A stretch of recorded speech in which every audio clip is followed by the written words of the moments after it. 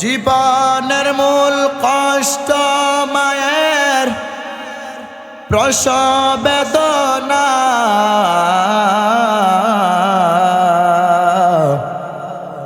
সাত আসমান সাত জমিন তখন মায়েরই মাথায়। জীবনের মূল কষ্ট মায়ের প্রসব বেদনা,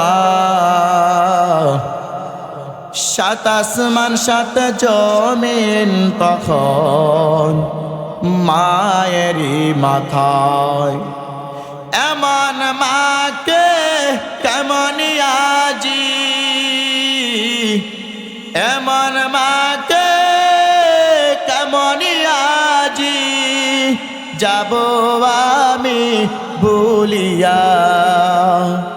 ও আমার প্রাণের মা, মা গো মা, কোথায় গেলে মোরে ছাড়িয়া। জনম দুঃখী এতিম আমি, চাই না কেহু ফিরিয়া। ঠিক না বেঠি? আমার মায়ের ছোট যখন আমি ছিলাম রে,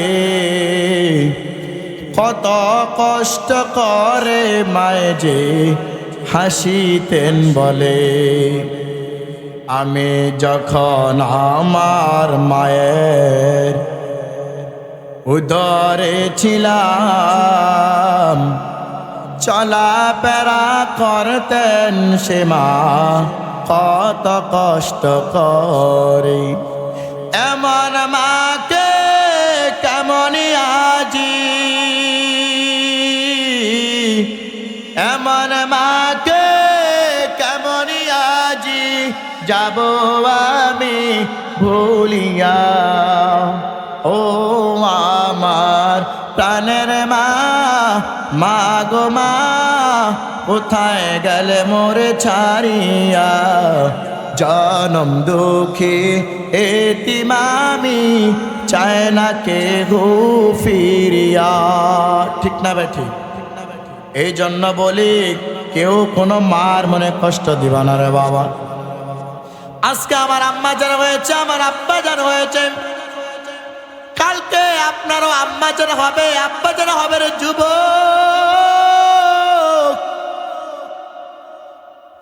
মাহফিলে তুমি বয়ান শুনতেছ, ওই দিক দিয়ে তোমার মার মনে কষ্ট দিয়েছ।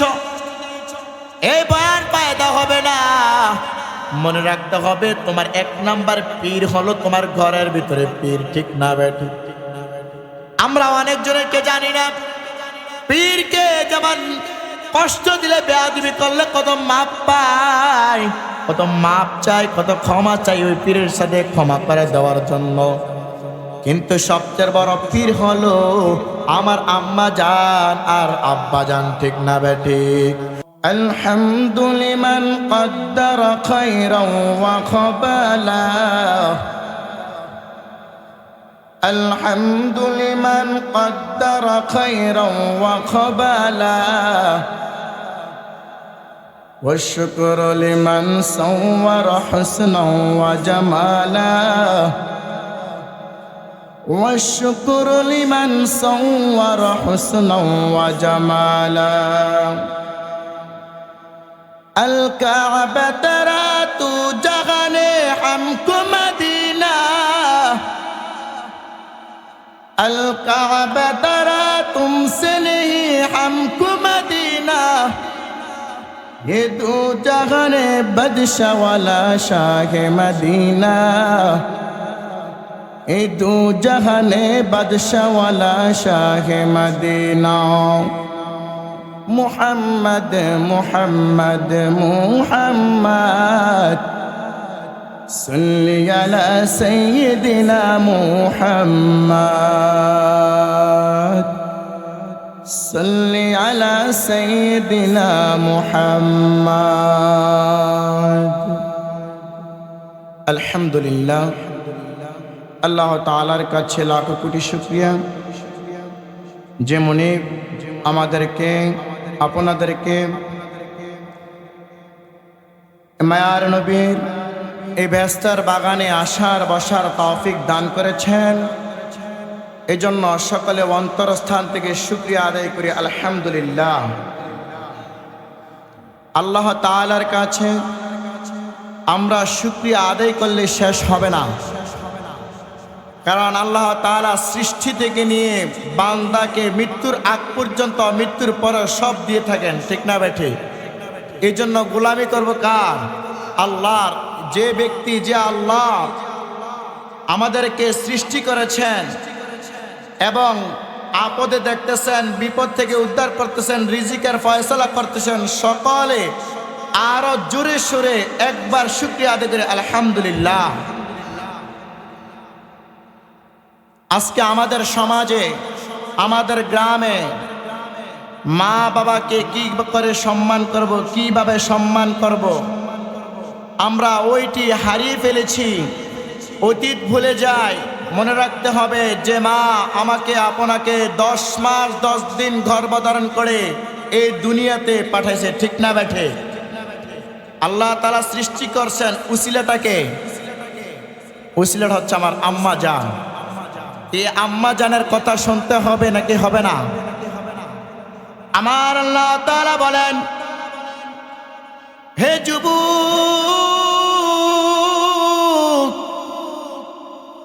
আমি আল্লাহ তোকে সর্বপ্রথম তোকে আমার সর্বপ্রথম আদেশ তোর মানতে হবে। সর্বপ্রথম তোর মার কথা শুনতে হবে, তোমার বাবার কথা শুনতে হবে। তোমার মা যখন তোমাকে ডাক দিবে, রে যুবক, তখন যদি তুমি আমার ইবাদত করো, তারপরও তুমি আমার ডাকের সাড়া আগে দিবা না, তুমি মার ডাকের সাড়া আগে দিতে হবে। বলে, কেন হুজুরের কথা কখনো শুনলাম না? মনে রাখবেন, আম্মা জান যখন আল্লাহর কাছে সুদুয়া করে ডাইরেক্ট কবুল হয়ে যায়, আবার বদদুয়া করলে আল্লাহর কাছে ডাইরেক্ট কবুল হয়ে যায়। আমার আল্লাহ তাআলা বলে, তোর মার দুয়ার সামনে আমার সামনে কোনো পর্দা নাই রে যুবক, তুই কখনো মার মনে কষ্ট দিতে পারবি না রে যুবক। তোকে আমি বানাইলাম, দুনিয়াতে পাঠাইলাম, তুই আমার ইবাদত করবি, তুই আমার গোলামি করবি, আমার বন্ধুর সুন্নাত মোতাবেক চলাফেরা করবি। কিন্তু আজ দেখেন রাসূলের সুন্নাহ কেউ মানি না, রাসূলের সুন্নাহ কি কি আছে সেটাও জানতে চেষ্টা করি না। মনে রাখবেন, আমার আল্লাহ তাআলা কাউকে ভুলবে না। দেখেন, বিপদে পড়লে আমার আল্লাহ তাআলা বিপদ থেকে উদ্ধার করে দেয়। কোনো সমস্যা পড়ে গেলে সমস্যা থেকে আমাদেরকে সারায় কে? আল্লাহ সারায়। আল্লাহ বিপদ থেকে সারায়, বিপদ থেকে উদ্ধার করে দেয় রে যুবক। কেমন করে এখনো দোকান পাড়ে তুমি আড্ডাতে পড়ে আছো, তোমার জন্য এত সুন্দর করে প্যান্ডেল সাজাইলো, এত সুন্দর আয়োজন করলো, তোমার একটু ধারণা হয় না রে যুবক? এই প্যান্ডেলটা বেহেশতের বাগান বানাইছে আমার আল্লাহ তাআলা বলেন, যতক্ষণ পর্যন্ত আমার যে বান্দা এই বেহেশতের বাগানে বসে থাকবে, ততক্ষণ পর্যন্ত তার কবিরা সগীরা গুনাহ আমি মাফ করে দেব। সুবহানাল্লাহ। এই বেহেশতের বাগানের অনেক দাম আছে। এই বেহেশতের বাগানে কোনো শয়তান প্রবেশ করতে পারে না। এই বেহেশতের বাগানে যে আলেমকে দাওয়াত দেওয়া হয়েছে, তারা নসিহত করবে, কত আলোচনা করবে। এক এক আলেম থেকে একটা যদি মাসালা আপনি শিখে নেন, 3টা আলেম 4টা আলেম থেকে যদি আপনি 4টা মাসালা শিখে নেন, আপনি 4টা মাসালা শিখে 4টা মাসালার অনুযায়ী চলাফেরা করলে আপনার জীবনটা ধন্য হয়ে যাবে। হে বাবা আমার, সুবিনগর এলাকাবাসীদেরকে বলে যাই, আমার সামনে যারা আছেন, আজকে মাহফিল শেষ করে মার পায়ে পড়ে যাবেন রে যুবক। বাবার পায়ে পড়ে যাবা যুবক, মার পায়ে পড়ে বলবা ও মা,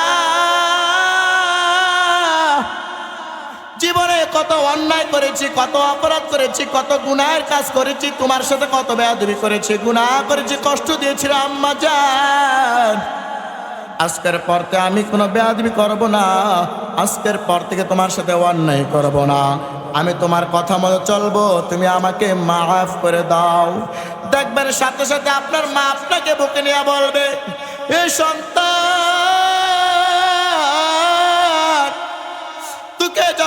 তুই যখন আমার পেটের ভিতরে চলে আসলি, আল্লাহ যখন তোকে দুনিয়াতে পাঠাইলো আমার উসিলায়, তোকে যখন আমি জন্মগ্রহণ করেছি, কত মানুষ কত কথা বলছে, ওই কথার ভিতরে আমি কান দিলাম না রে যুবক। তোকে কানা কত মানুষ বলছে অন্ধ, হাত নাই পা নাই, কিন্তু মানুষ বলে আমি মা তোকে বলতে পারি না। সন্তান বলবে, হে আম্মা জান, আপনি কেন আমাকে বলতে পারেন না? আম্মা জানে বলবে, সন্তান রে, তোকে আমি এই জন্য বলতে পারি না, কারণ 10 মাস 10 দিন তোকে আমি পেটে গর্ভধারণ করেছি রে সন্তান। আমি জানি কত কষ্ট, আমি জানি কত বেদনা, কত কষ্ট, ঠিক না বেটি? হে আমার বাবা জান, হে যুবক ভাইরা, আজকে তুমি তোমার মাকে কষ্ট দিতেছ রে যুবক। মনে রাখবা, তুমিও তো একদিন একটা সন্তানের বাবা হবা, তুমি তো একদিন একজন সন্তানের মা হয়ে যাবা। মনে রাখবা, একদিনও মাকে কষ্ট দিবা না, মার কথা মেনে মেনে চলবা, মার কথা মতো চলবা, মার আদেশ পালন করবা। মা বলতেছে বাইরে যাইছা, বাইরে যাওয়ার কোনো প্রয়োজন নাই। মা বলছে কই জায়গার ভিতর যাইছা, খারাপ ছেলেদের সাথে মিলিচ্ছা, মিশো না। বলে কেন কেন? বলে মা সর্ব আগে আমার আগে দুনিয়াতে এসেছে, আমি জানি আমার আম্মা জান আমার জন্য কত কষ্ট করেছে। ছোটকালে যখন আমি ঘরের ভিতরে প্রস্রাব করে দিতাম, আমার আম্মা জান প্রস্রাব জায়গার ভিতরে আমার প্রস্রাব জায়গা থেকে সরিয়ে ভালো একটা জায়গা দিতেন, আর ও আম্মা জান প্রস্রাবের জায়গার ভিতরে শুয়ে থাকতেন। মনে রাখবেন, বাবার চেয়ে মার দায়িত্ব বেশি। আপনার বাবা আপনাকে মানুষ করতে চায় না, আপনার বাবা ঠেলে ফেলে দেয়, এই মানুষ আমার দরকার নাই। সন্তান যেন কামাই করে না, তাকে আমার মূল্যায়ন দেওয়ার দরকার নাই, তাকে আদর করার দরকার নাই। ওই দিক দিয়ে আম্মা জান বলে, তুমি বলতে পারবা, কিন্তু আমি আমার সন্তানকে বলতে পারবো না, আমি আমার সন্তানকে বলতে পারবো না। আল্লাহর এক বান্দা, নবীর সাহাবী হযরত জুরাইদ, মার মনে কষ্ট দিয়ে শান্তি পায় না রে যুবক। মার মনে এতটা কষ্ট দিয়েছে সামান্য একটু বেদবির জন্য। যখন হযরত জুরাইদ নামাজে দাঁড়িয়ে গেলেন রে বাবা, হযরত জুরাইদের আম্মা জান ডেকে বলে, ও জুরাইদ, ও জুরাইদ, জুরাইদ, জুরাইদ, আমাকে একটা গ্লাস পানি দাও, আমি একটা গ্লাস পানি পান করে নেব। জুরাইদ বলতেছে, সলাতি ওয়া উম্মি, সলাতি ওয়া উম্মি, আমি কি মার ডাকের সাড়া দিব নাকি বাবার ডাকের সাড়া দিব? এই চিন্তা করে জুরাইদ আর মার ডাকের সাড়া দেয় না। মা ডাকের সাড়া না দিয়ে জুরাইদ নামাজ পড়তেছে। ওই দিক দিয়া জুরাইদের আম্মা জান একবার, দুইবার, তিনবার ডাক দিলেন। তিনবার ডাক দেওয়ার পরে বলে, তুই আমার চেহারা দেখা লাগবে না, তুই বেশ্যা নারীর চেহারা দেখিস। যখন বদদুয়া দিয়ে দিল, আল্লাহর কাছে ডাইরেক্ট কবুল হয়ে গেল। ও বাবা আমার, ওই সবিনগরের এলাকাবাসীর বাবারা, পর্দানিশী মা বোনেরা, একটু খেয়াল করে শুনেন। জুরাইদ আল্লাহর সাহাবী ছিলেন, অপরাধ করে কোনো সারা পায় না রে যুবক। আর আমরা গুনাহ করে অপরাধ করে সার পেয়ে যাব, এটা কোনো প্রশ্নেই আসে না। মনে রাখতে হবে, আল্লাহ তাআলা বলে, তোমরা আমার বান্দা, তোমরা সকলে সাহাবাদের মতো হয়ে যাও। বলে কেন? সাহাবারা অন্যায় করেছে, আবার আল্লাহর কাছে ক্ষমা চেয়েছে, সাথে সাথে অন্যায় করেছে, সাথে সাথে ক্ষমা চাইছে, আল্লাহ তাকে মাফ করে দিয়েছে। তখন জুরাইদ যখন অপরাধ করে ফেললেন, ওই জুরাইদের দোয়া মা দোয়া করছেন বা আল্লাহর দরবারে কবুল হয়ে গেল। এরপর আল্লাহ তাআলা ঠিকই ওই গ্রামের ভিতরে, ওই সমাজের ভিতরে একজন বেশ্যা নারী হয়ে গেল রে বাবা। জুরাইদের রাত্রে এশার নামাজ পড়ে শুয়ে পড়লেন। কোনো দেরি করে না, একটি ঘর বাঁধলেন, ঘরের ভিতরে ইবাদত করেন, চলেন ফিরেন খান, ওই গ্রামের ভিতরে থাকতেছে। একদিন এশার একটা বেশ্যা নারী জুরাইদের সামনে আসলেন রে বাবা। আসার পরে বলে, জুরাইদ প্রশ্ন করলো, আপনি এখানে কি কিতা আপনার কি, আপনি এখান থেকে সরে যান। বেশ্যা নারী বলতেছে, তুমি জানো না আমি জেনে আসলাম, আমি কেন এসেছি তুমি একটু জানো? এত রাত্রে এসেছি, তোমার সামনে এত সুন্দর মেয়ে আমি এসেছি, তুমি কি একটু প্রশ্রয় আমাকে দিবা না রে জুরাইদ সাথে সাথে বললো, আপনি এখান থেকে চলে যান। এরপরে জুরাইদ বলে, আপনি এখান থেকে চলে যান। ওই বেশ্যা নারী যখন পেটে বাচ্চা নিয়ে এলাকার ভিতরে ঘোরাফেরা করতেছে, ঘোরাফেরা করার অবস্থা এলাকার মানুষ সমালোচনা করতেছে, এই মেয়েটার তো বিবাহ হয় নাই, বিয়া হয় নাই, মেয়েটা যে বাচ্চা হয়ে গেছে, প্রেগনেন্ট হয়ে গেছে, মেয়েটার তো বিবাহ হয় নাই। আনাসে কানাসে মানুষ কথা বলে, একজনে জিজ্ঞাসা করে আরেকজনে জিজ্ঞাসা করতেছে, তোর তো বিয়া হয় নাই, এই বাচ্চাটা কোথায় থেকে আসলো রে? ওই বেশ্যা নারী বলতেছে, এই বাচ্চা আমার না, এই বাচ্চা আমারও জুরাইদের, নাউজুবিল্লাহ হইতাম না, আমারও জুরাইদের। ওই দিক দিয়ে জুরাইদের কোনো গুনাহের কাজে লিপ্ত হন নাই। এরপরে যখন জুরাইদ ওই গ্রামে থাকতেন, এলাকার মানুষকে সকল বেশ্যা নারী বলে ফেললেন, বলে বেড়াইতেছে, জুরাইদ আমাকে বাচ্চা দিয়েছে, জুরাইদ আমাকে বাচ্চা দিয়েছে। একদিন হঠাৎ করে এলাকার মানুষ জুরাইদের ঘর ভেঙে ফেললো, ভেঙে ফেলতেছে। জুরাইদ বলতেছে, হে আমার ভাইয়েরা, আপনি কেন ঘর ভাঙতেছেন? কি উদ্দেশ্যে ভাঙতেছেন আমার তো জানি না, আমাকে একটু বলেন না। মানুষ বলতেছে, তুই সারাদিন, তোকে আমি ভালো মনে করতাম, বিশ্বাস করতাম, তোকে ওলি হিসাবে আমি চিনতাম, তুই যে আড়াল থেকে মানুষের সাথে জিনার কাজ করতে জানি না। তখন জুরাইদ বলতেছে, কেন, কি হয়েছে? আমি তো কিছু জানি না। এইভাবে ঘরটা ভেঙে ফেললেন। যখন জুরাইদের গায়ে হাত তুলতেছেন, জুরাইদকে মারতেছেন, রে যুবক। জুরাইদ অবাক হয়ে গেলেন, আমাকে কেন মারো, আমাকে কেন মারো, আমি জানি না।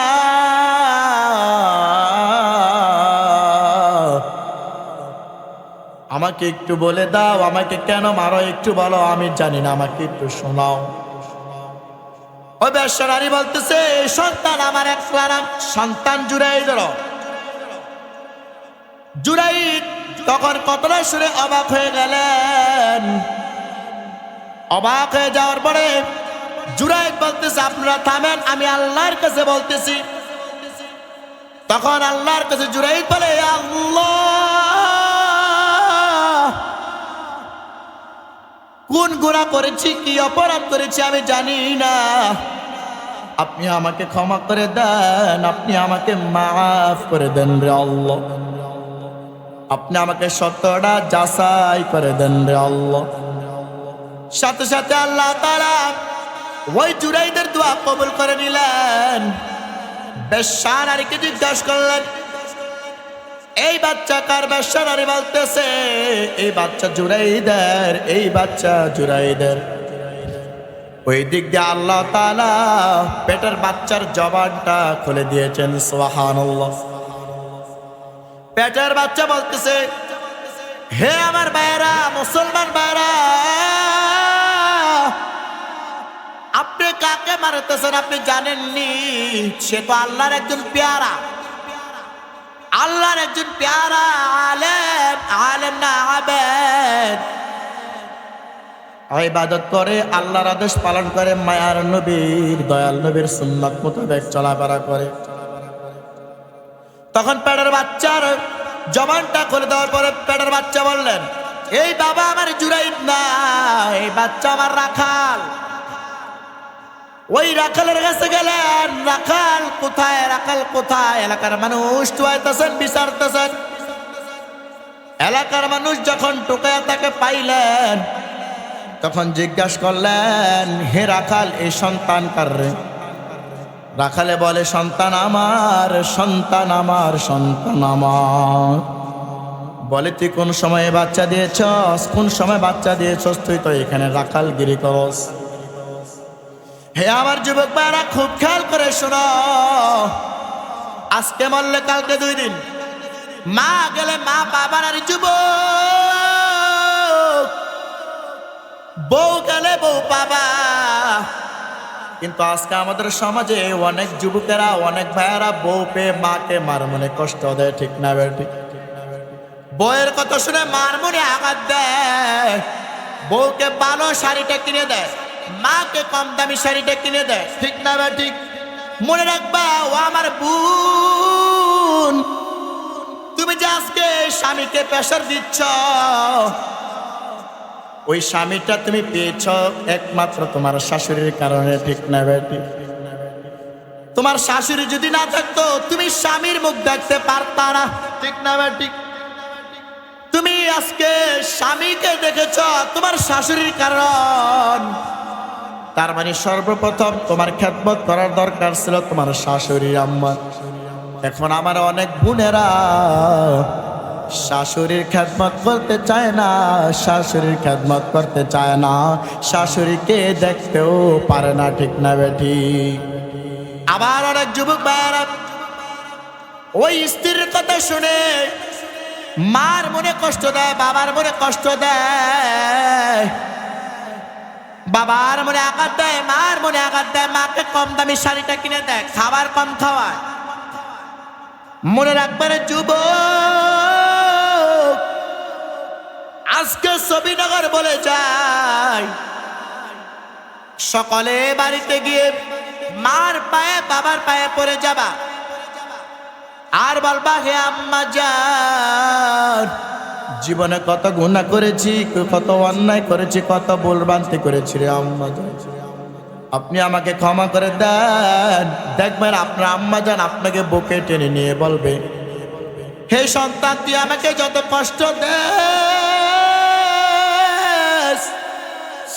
আমি এখনো তোর নামে আল্লাহর কাছে নালিশ করি নাই, আমি এখনো পর্যন্ত আল্লাহর কাছে বিচারে দেই নাই।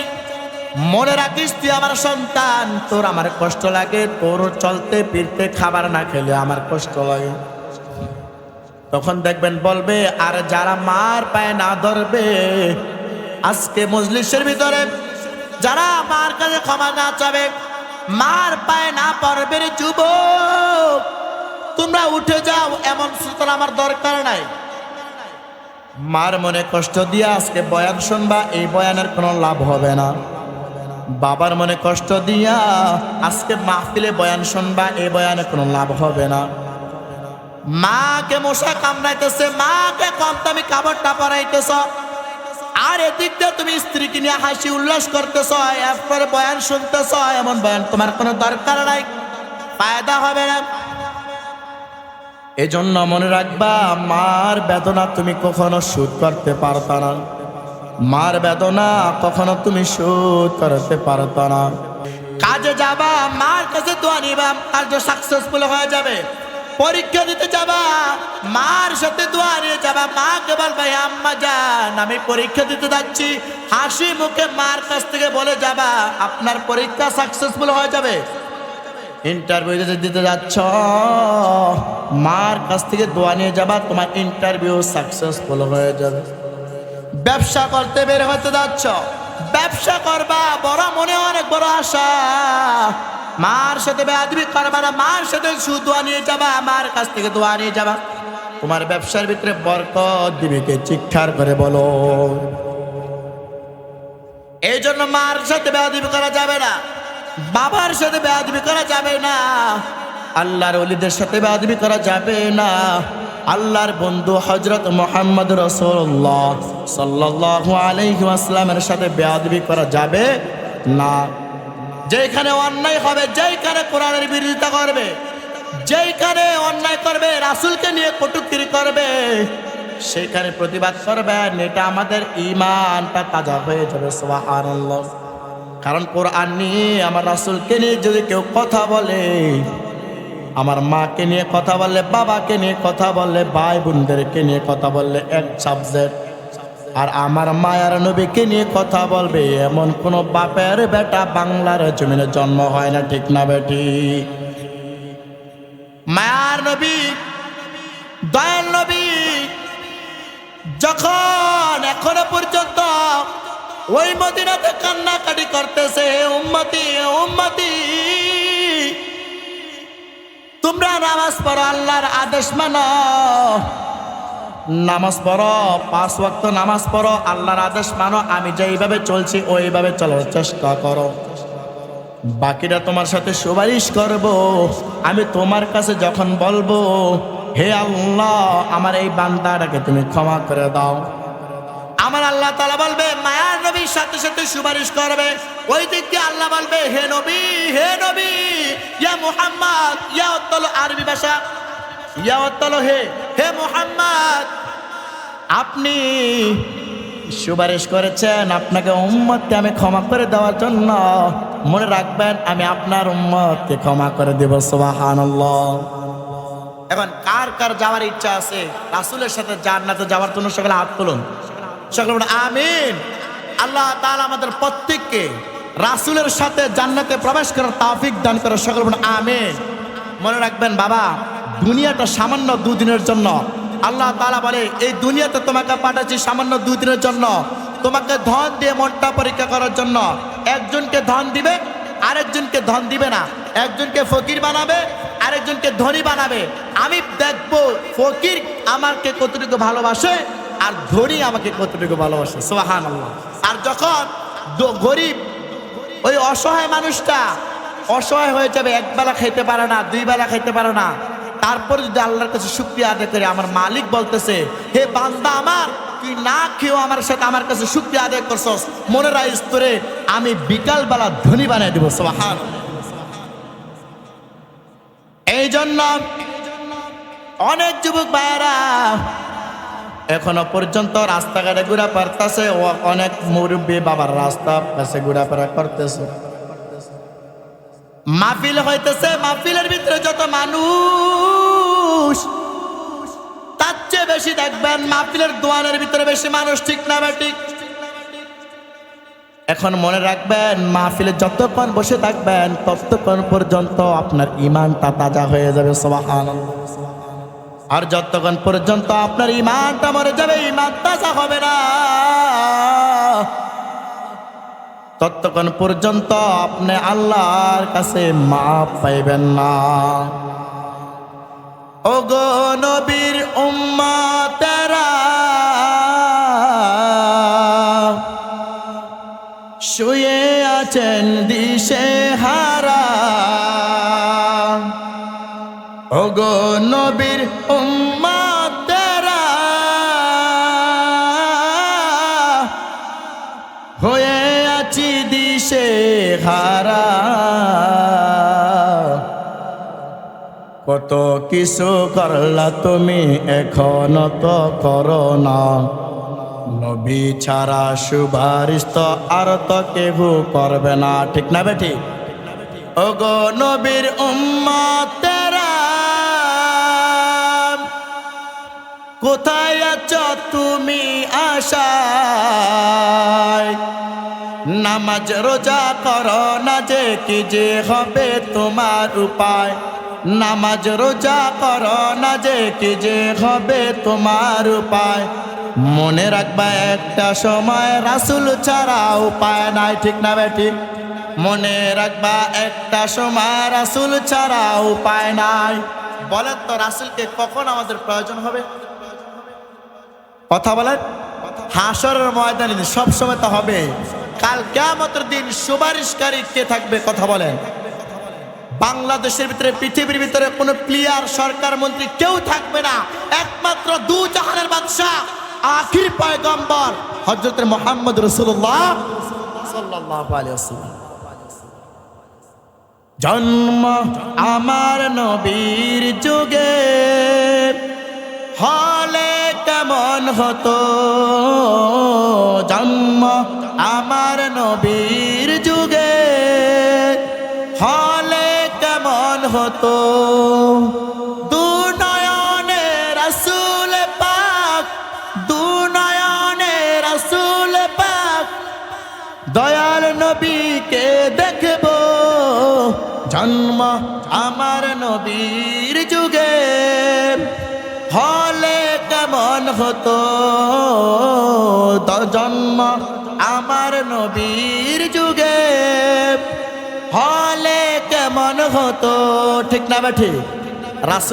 রাসূলের দিনের জন্ম হলে ঠিক হতো না? কথা বলেন।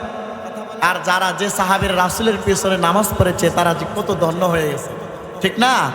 আল্লাহ তাআলা আমাদের প্রত্যেককে রাসূলের রওজায় জীবনে একবার হলেও যাওয়ার তৌফিক দান করার সকল বলুন আমিন। আর যারা গিয়েছেন তাদেরকে বারবার বারবার যাওয়ার তৌফিক দান করার সকল বলুন আমিন। এজন্য আমার মুরব্বী বাবারা, যুবক ভাইয়ারা, মনে রাখবেন তিনটা জিনিস কথা বলে আমি শেষ করে দিব। আমাদের শ্রেষ্ঠ, আমাদের দামি পীর হলো আমাদের মা আর বাবা। মা আর বাবা, মনে রাখবেন মার মনে কষ্ট দিয়ে, বাবার মনে কষ্ট দিয়ে কখনো কোনো সন্তান শান্তি পায় না। এজন্য মার মনে কষ্ট দেওয়া যাবে না, বাবার মনে কষ্ট দেওয়া যাবে না। আমার আম্মাজানের কথা একটা ঘটনা বলি। হে বাবা, আপনাদের সামনে আমি আমার মাকে আমি প্রশ্ন করলাম, হে আম্মাজান, আমার বাবার কি হয়েছে? আমার বাবাকে দেখি নাই, রাস্তাঘাটে দেখি কতজনে মা বলে ডাক দেয়, কতজনে বাবা বলে ডাক দেয়, কতজনে বাবা বলে ডাক দেয়। আমার কলিজার ভিতর লাগছে।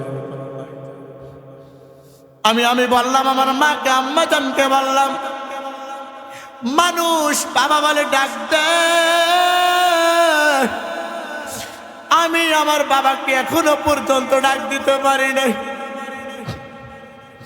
আমার মা মানুষের কথা শুনতেন, মানুষের কথা শুনে শুনে বলতেন, মাদ্রাসা ভর্তি করাইতেন, এরপরে পড়াশোনা করেছি, কত কষ্ট করে লালন পালন করেছেন। তারপরে অনেক যুবকেরা দেখি মাকে কষ্ট দেয়, মার মনে আঘাত দেয়, মাকে লাথি মারে, মাকে জারি মারে। রে যুবক, আমার গায়ের চামড়া দিয়ে যদি আমার মার জুতা বানিয়ে দেয়, তারপরও আমার মা ঋণ শোধ করতে পারবো না। দুইটা পা ধরে বলে যায়, শ্রীনগর এলাকাবাসীদেরকে বলে যায়, মার মনে কষ্ট দিবা না যুবক, বাবার মনে কষ্ট দিবা না, কারণ এই জমানা বাবা ছাড়া তোমার কেউ নাই। বাবা হলেন একটা ঘরের খুঁটা, যার বাবা আছে তার দুনিয়ার সব আছে, ঠিক না বেটি? আজকে দেখবেন যারা এতিম হয়ে গেছে, বাবা নাই মা নাই, তাদেরকে মানুষ মূল্যায়ন করে না, মানুষ দাম দেয় না। মানুষ বলে তে তো এতিম, তাকে লাথি মেরে ফেলে দেয়, তাকে কোনো দাম দেয় না। মনে রাখবেন, এই মা, আপনার সন্তান যখন বিপদে পড়ে যাবেন, আপনার বউ যাবে না, আপনার বউ জানালা দিয়ে পালাবে, ঠিক না বেঠিক?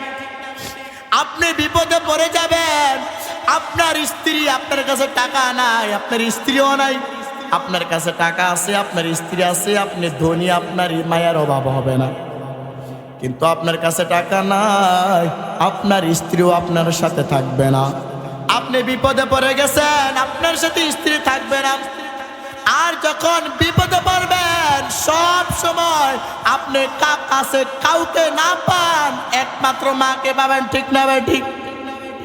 এই জন্য বলে যাই, মাকে কেউ কষ্ট দিবা না, মার মনে কোনো দুঃখ দিবা না।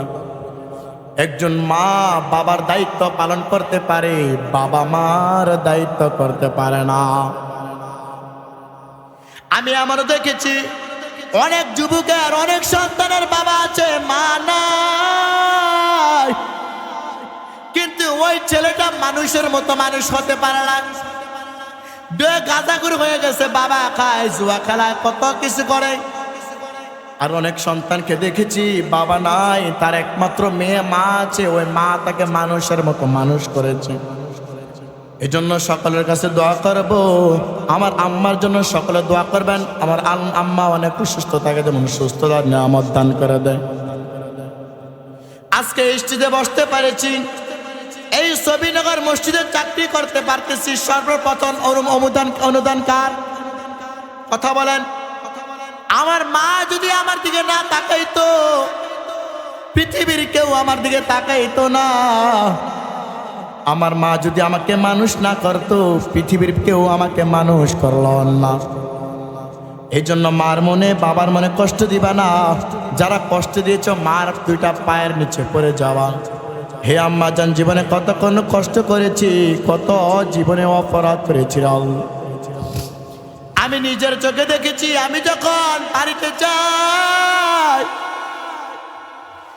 আমিও তো বাড়িতে যাই, আমার আম্মা জানকে জিজ্ঞাসা করলাম, হে আম্মা জান, আপনি এখনো ঘুমান না কেন? আমার আম্মা জান বলে, হে বাবা, আমার সন্তান আমার, তুমি যখন বড় হয়ে গেলা, মাহফিলে ওয়াজ নসিহত করতেছ, ইমামতি করতেছ, বিভিন্ন জায়গায় বেড়াই যাও, তখন তোমার জন্য আমার টেনশন হয়ে যায়, আমার সন্তানটা কোথায় আছে। আমার সন্তানটাকে আমি এখনো পর্যন্ত দেখলাম না। আমার সন্তানটা কোথায় আছে?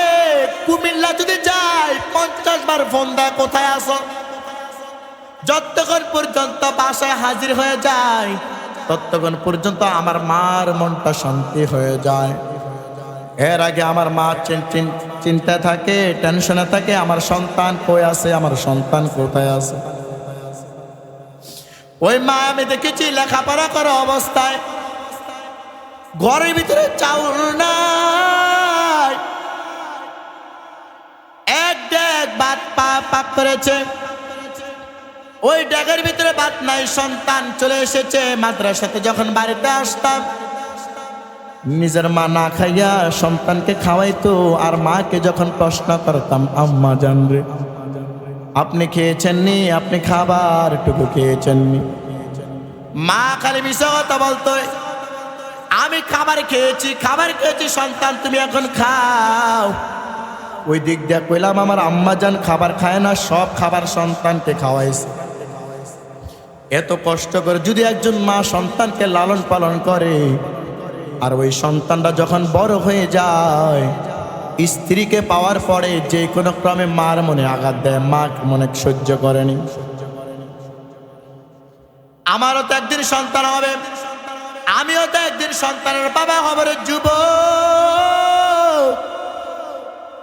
দুনিয়াতে রাজনীতিক নিয়ে পড়ে আছি, দুনিয়াতে মানুষের গোলামি করতেছি, সব নিয়ে পড়ে আছি। কি দরকার?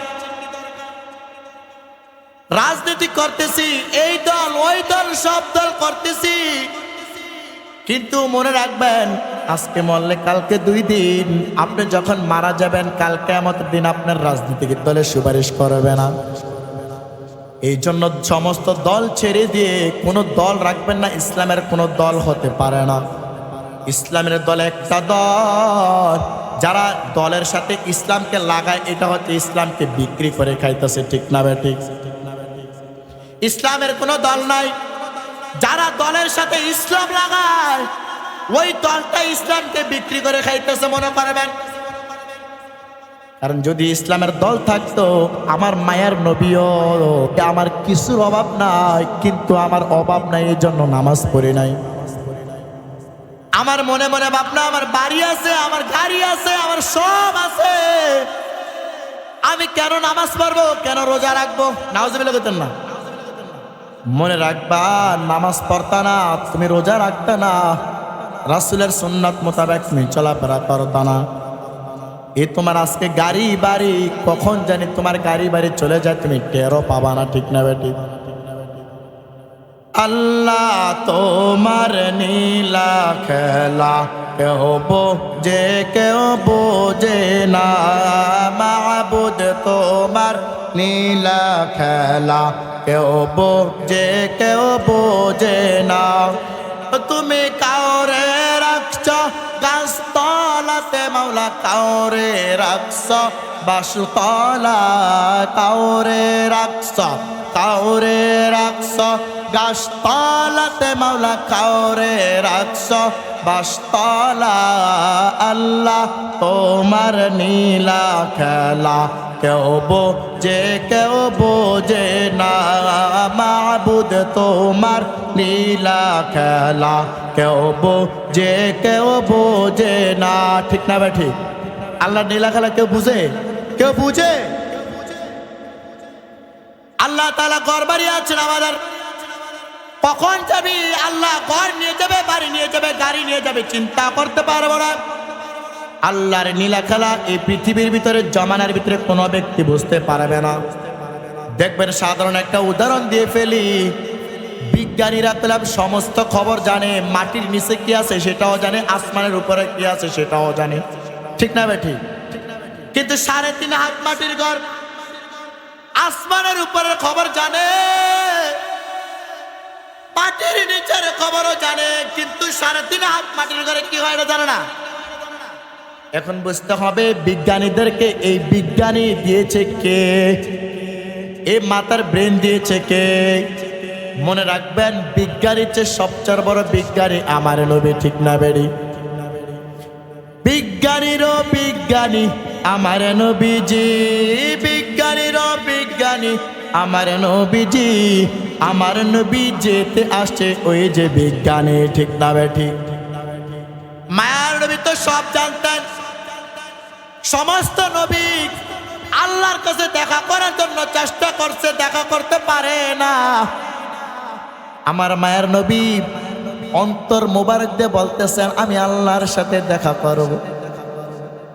অবশ্যই তাহাজ্জুদের সময় আমার মায়ার নবীর সাথে আল্লাহর সাক্ষাৎ হয়ে গেছে। সুবহানাল্লাহ। মুসা নবী অনেক চেষ্টা করতেন, ওপেনলি মুখ দিয়ে বলতেন, হে আল্লাহ, আমি আপনার সাথে থেকে একটু সাক্ষাৎ করতে চাই, একটু দেখা করতে চাই। কিন্তু দেখবেন, সমস্ত নবীর চেয়ে আমার নবী মুখ মুখ অন্তর মোবারক দিয়ে বলল, আল্লাহর সাথে দেখা হয়ে যায়। সুবহানাল্লাহ। যখন মজলিস হয়, ওই মজলিসে সমস্ত নবী, ওই সময় শেষ, সবার শেষে আমার মায়ের নবী আসলেন। আমার মায়ের নবী আসলেন, আল্লাহ তাআলা বললেন, হে মুহাম্মদ, আপনি কি করতেছেন? জুতা কেন খুলতেছেন? এই মজলিসের ভিতরে আপনি জুতা নিয়ে প্রবেশ করেন, আজকে আপনার জুতার দুলা দিয়ে মজলিস ধন্য হয়ে যাবে। সুবহানাল্লাহ। কয়জনে বলি, কয়জনে বুঝি রাসূলের শান, রাসূলের মান? আমরা মানুষের গোলামি করি, মানুষের কথা মতো চলাফেরা করি, মানুষের কথা চলি, মানুষের কথা শুনতে গিয়ে নামাজ কাজা হয়ে যায়। মানুষের কথা চলতে গিয়ে, গোলামি করতে গিয়ে আমার নামাজ কাজা হয়ে যায়। মানুষের গোলামি করতে গিয়ে আমার রাসূলের সুন্নাত খেলাফ হয়ে যায়। ঠিক না বেঠিক? মনে রাখবেন, আপনি যার গোলামি করেন, কাল কিয়ামতের দিন ওই ব্যক্তি আপনার নামে সুপারিশ করতে পারবে না। একমাত্র সুপারিশকারী হলো আমার মায়ার নবী হযরত মুহাম্মদ রাসূলুল্লাহ সাল্লাল্লাহু আলাইহি ওয়াসাল্লাম। মায়ার নবীর ঘোষণা, যে ব্যক্তি আমার সাথে জান্নাতে যেতে চাও, আমি তোমাদেরকে জান্নাতে নিয়ে যে আমার সাথে জান্নাতে যেতে চাও, তুমি সর্বপ্রথম আমার আল্লাহর আদেশ তোমার মানতে হবে। সর্বপ্রথম আমার যে আল্লাহ আদেশ করেছে যে তুমি 5 ওয়াক্ত নামাজ পড়তে হবে, 5 ওয়াক্ত নামাজ তোমার বাধ্যতামূলক পড়তে হবে। হে আমার বাবা, 5 ওয়াক্ত নামাজ কিন্তু এমনি এমনি আসে না, ঠিক না বেটি? 5 ওয়াক্ত নামাজ কি জন্য এসেছে? আল্লাহ তাআলা আমাদেরকে 50 ওয়াক্ত নামাজ দিয়েছেন। আমার মায়ের নবী বলে, হে আল্লাহ, আমার উম্মতেরা 50 ওয়াক্ত নামাজ পড়তে পারবে না। 50 ওয়াক্ত নামাজ পড়তে গেলে তার বড় চাপ হয়ে যাবে, কঠিন হয়ে দাঁড়াবে। এই কথা বলে মায়ের নবী আল্লাহর কাছে প্রার্থনা করতেন আর বলেন, আমার উম্মতকে নামাজটা কমিয়ে দেন, নামাজটা কমিয়ে দেন। আমার আল্লাহ তাআলা বলে, হে মুহাম্মদ, আপনি বলেছেন আমি আস্তে ধীরে কমিয়ে দিব। 50 ওয়াক্তটা আনলেন 45, 45 থেকে 40, এরপরে 5 ওয়াক্ত। এরপরে আমার আল্লাহ তাআলা বলেন, হে মুহাম্মদ, আপনার জন্য আরেকটা ঘোষণা আছে। বলে, কি ঘোষণা? আমার কি ঘোষণা? আল্লাহ তাড়াতাড়ি ঘোষণা দিয়ে দেন, তাড়াতাড়ি দিয়ে দেন। আমার আল্লাহ তাআলা বলে, হে মুহাম্মদ, আপনার ঘোষণা হলো আপনার যে উম্মত জামাতের সহিত 5 ওয়াক্ত নামাজ আদায় করবে, আমি তার ওই বান্দার 50 ওয়াক্ত নামাজ কবুল করে নেব। সুবহানাল্লাহ। 5 ওয়াক্ত নামাজ জামাতের সাথে আদায় করলে আমার 50 ওয়াক্ত নামাজ আদায় হয়ে যাবে। কিন্তু আমার অনেক ভাইয়েরা, অনেক যুবক ভাইয়েরা, মুরব্বী বাবারা ওই দিক দিয়ে মসজিদে ডাক দেয় হাইয়া আলাস সালাহ, এই দিক দিয়ে আমার ভাই দিনের কাজের জন্য তার রিজিকের ফয়সালা করতেছে, ঠিক না বেঠিক? এই জন্য বলতে হবে, নামাজকে বলো না কাজ আছে, কাজকে বলো না নামাজ আছে। মনে রাখবেন, নামাজ পড়বেন, বিপদে পড়ে গেছেন, নামাজে দাঁড়িয়ে যান, আল্লাহ বিপদ থেকে উদ্ধার করবে। সমস্যা পড়ে গেছেন, নামাজে দাঁড়িয়ে যান, আল্লাহ সমস্যা সমাধান করে দিবে। সুবহানাল্লাহ। কোন অসুবিধাতে পড়ে গেছেন, টাকা পয়সা নাই, রিজিকের ফয়সালা করতে পারতেছেন না, নামাজে দাঁড়িয়ে বলেন, হে আল্লাহ, জীবনে অনেক অন্যায় করেছি, কত অপরাধ করেছি রে মালিক, আপনি আমাকে ক্ষমা করে দেন, মাফ করে দেন, আমার রিজিকের ফয়সালা করে দেন। আমার ওই দিক দিয়ে আমার আল্লাহ তাআলা বলে, হে সাহাবীরা, তোমরা কি শোনো না? আমার বান্দা আমার কাছে দোয়া করতেছে তোমার রিজিকের ফয়সালা করতে, আমি আমার বান্দা রিজিকের ফয়সালা করে দিলাম। এই জন্য সকলকে অনুরোধ করব, সকল ভাইদেরকে অনুরোধ করবো, রে বাবা, সকলে মার মনে কষ্ট দিবা না, বাবার মনে কষ্ট দিবা না, আল্লাহর রাসূল সুন্নাত ছাড়বা না, আল্লাহর আদেশ মেনে চলবা। আল্লাহ তাআলা আমাদের প্রত্যেককে আল্লাহর রাস্তায় চলার তৌফিক দান করে। সকলে বলেন আমিন।